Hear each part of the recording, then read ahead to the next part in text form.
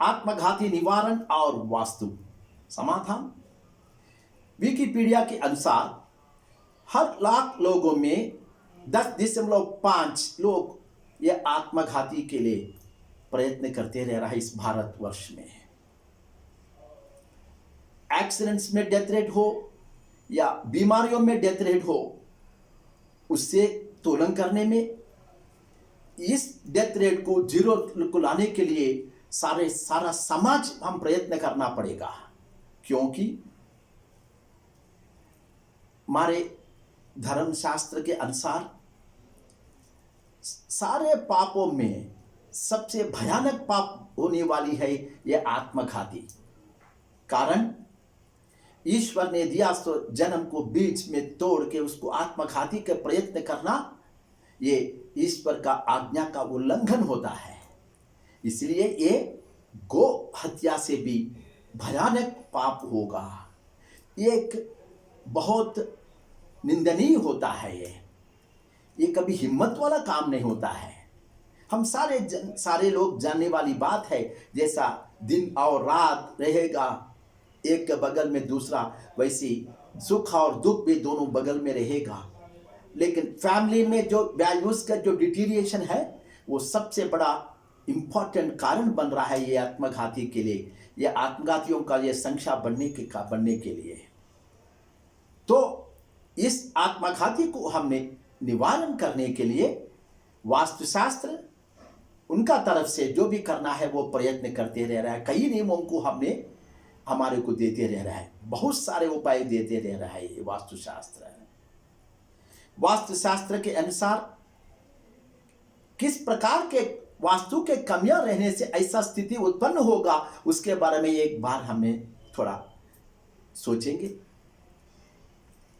कृपया एक बात तो याद रख लीजिए, किसी की प्रकार के कष्ट को हमने एनालिसिस करने के लिए, उसका कारण को ढूंढने के लिए उस प्रॉपर्टी का टोटल वास्तु ऑडिटिंग कराना ये जरूरी है, चाहे वो जाति हो या किराए हो।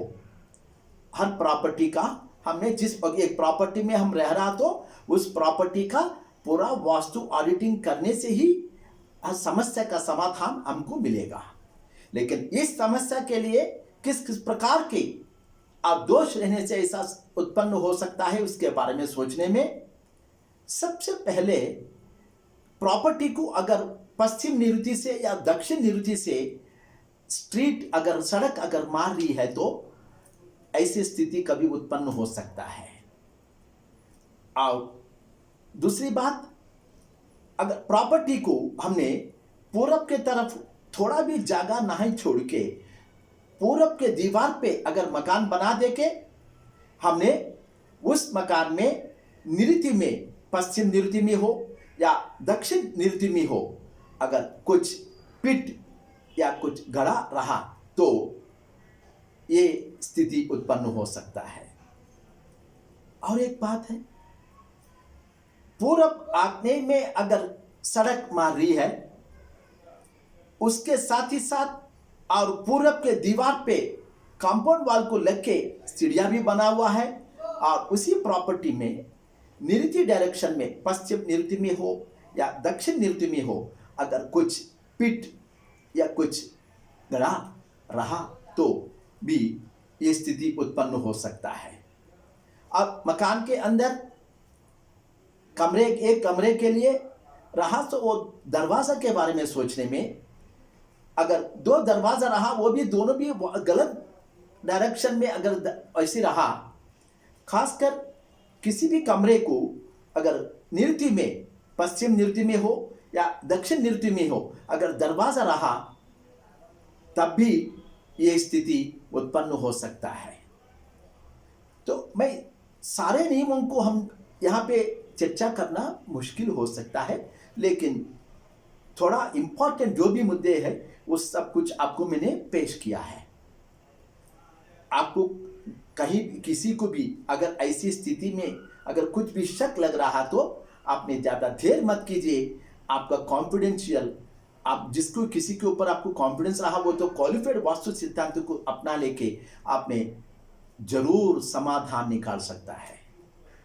अगर आपको किसी प्रकार की अगर डाउट रहा तो मोबाइल के द्वारा, ईमेल के द्वारा मुझे संपर्क करने में मैं हर संभव प्रयास करूंगा आपकी सेवा करने के लिए। कृपया भूलिए मत इस चैनल को सब्सक्राइब करने के लिए। ये वीडियो को लाइक कीजिए, शेयर कीजिए, कमेंट कीजिए। अगला एपिसोड तक मैं छुट्टी लेते हुए आपसे नमस्कार।